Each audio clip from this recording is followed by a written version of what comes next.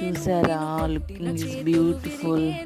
Taste అయితే super అంటే super ఉంది. ఎందుకంటే మా అమ్మ చేసింది కాబట్టి.